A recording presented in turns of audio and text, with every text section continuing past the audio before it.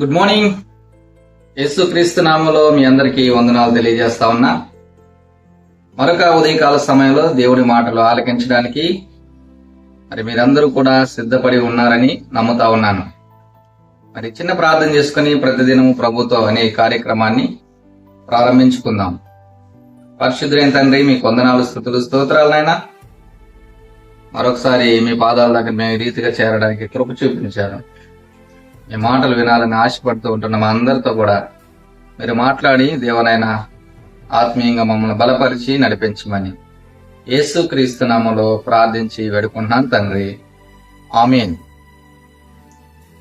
ఈ లోకంలో ఒక మనిషికి ఏదైనా సహాయం చేయాలన్నా, ఒక మనిషిని ఎక్కడైనా ఎన్నుకోవాలన్నా, ఒక మనిషిని మరి దేనికైనా సరే సిద్ధపరచాలన్నా ఆ మనిషి యొక్క నమ్మకత్వం మీద అందరూ కూడా ఎదురు చూసేవారిగా ఉంటారు.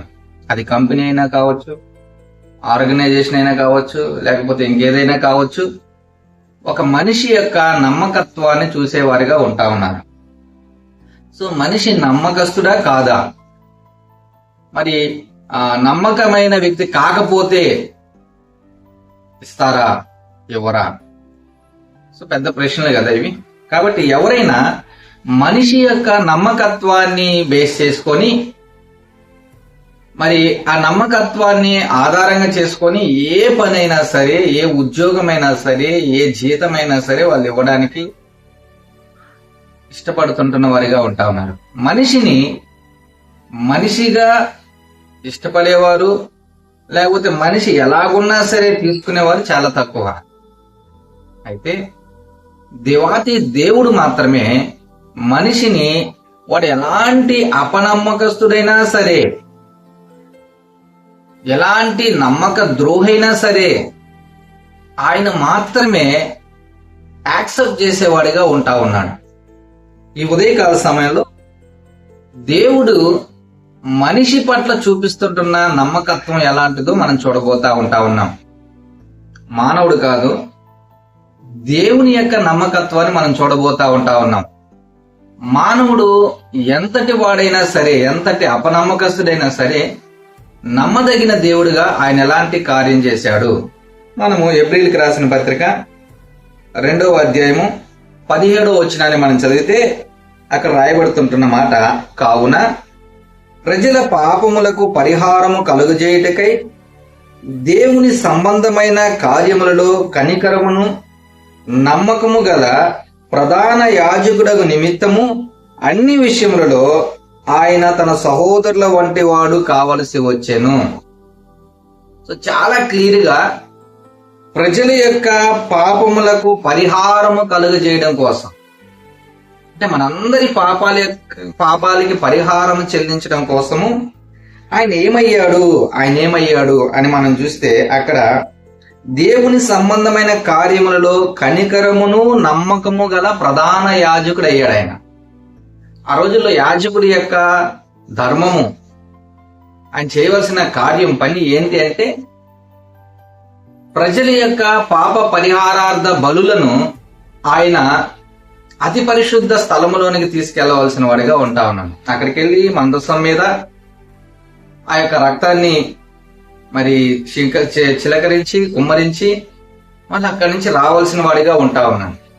సో ఇప్పుడు దేవాతి దేవుడు యేసుక్రీస్తు ప్రభువుగా నమ్మకము గల ప్రధాన యాజకుడు అయ్యాడు నీ కోసం, నా కోసం. ఎందుకంట పైన చదువుకున్నాం, మనం ఏమని చదువుకున్నాం? ప్రజల పాపములకు పరిహారము కలుగజేయుటకు.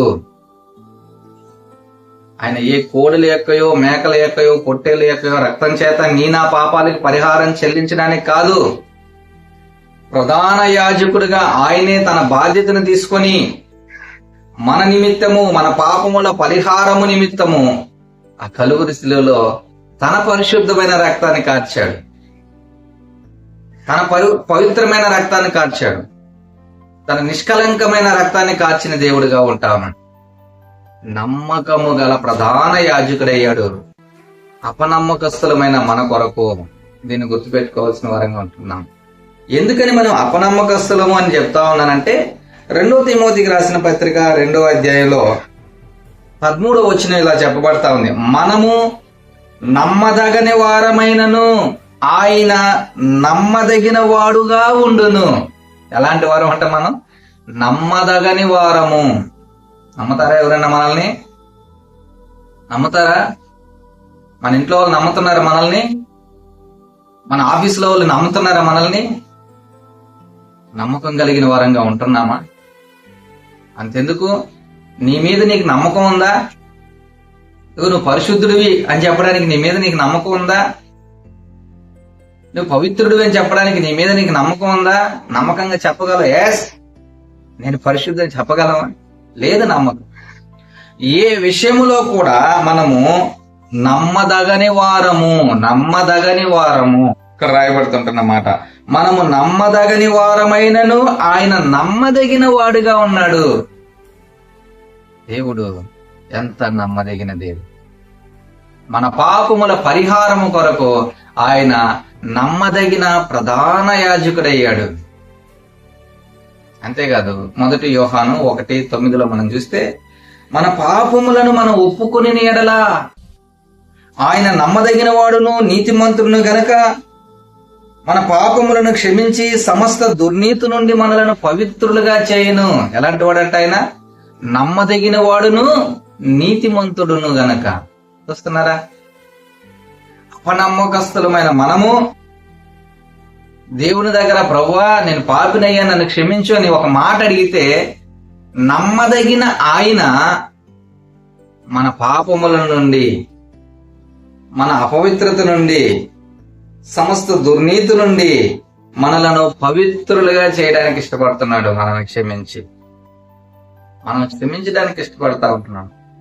నమ్మదగిన దేవుడు నమ్మకము లేని మనల పట్ల ఎంత ప్రేమ చూపిస్తుంటున్నాడు.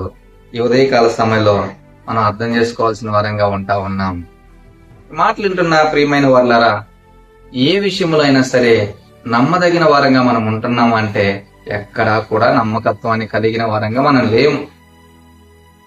నమ్మదగిన వారం అయితే ఈ నమ్మదగని మన పట్ల నమ్మదగిన దేవుడైన ఆయన ఎంతగా ప్రేమ చూపిస్తున్నాడో గ్రహించి ఆయనను స్తుతించవలసిన వారంగా ఉంటా ఉన్నాం.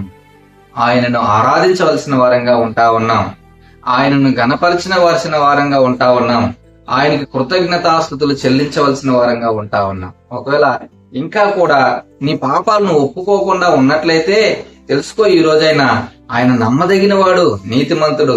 నువ్వు ఒప్పుకుంటే ఎంత మాత్రం కూడా చీచి నువ్వు ఇలాంటి వాడివే అలాంటి వాడివే అని నిన్ను తోసివేయడు, ఆయన వెలివేయడు. ఆయన నమ్మదగిన దేవుడిగా ఉన్నాడు, నీతి కలిగిన దేవుడిగా ఉన్నాడు.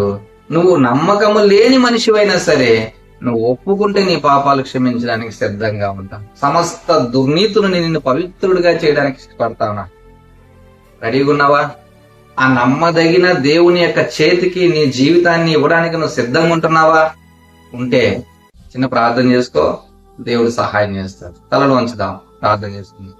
పరిశుద్ధుడా, మీకు వందనాలు. నమ్మదగిన వారం నాయన, ఏవైతే నమ్మదగిన దేవుడు మా పట్ల మీరు చూపిన ప్రేమకై మీకు వందనాలు చెల్లిస్తూ, అయా మా పాపములను క్షమించడానికి నమ్మదగిన ప్రధాన యాజకుడయ్యావు. మా పాపముల నుండి దేవనైనా సమస్తమైన దుర్నీతి నుండి మమ్మల్ని క్షమించడానికి నమ్మదగిన దేవుడుగా మా పక్షాన్ని నిలిచావు. ఎంత గొప్ప దేవుడు. కాబట్టి ఇంకా ఎవరైనా ఒప్పుకోకుండా అంగీకరించకుండా ఉన్నట్లయితే వారి పక్షాన్ని కూడా మీ యొక్క కార్యాన్ని జరిగించి మహిమ పొందమని మమ్మల్ని అందరినీ మీ దయగలిగిన స్థలకు అప్పచెప్పుకుంటూ యేసు క్రీస్తు నామములో స్తుతించి ప్రార్థించి వేడుకున్నాను తండ్రి. ఆమేన్. God bless you.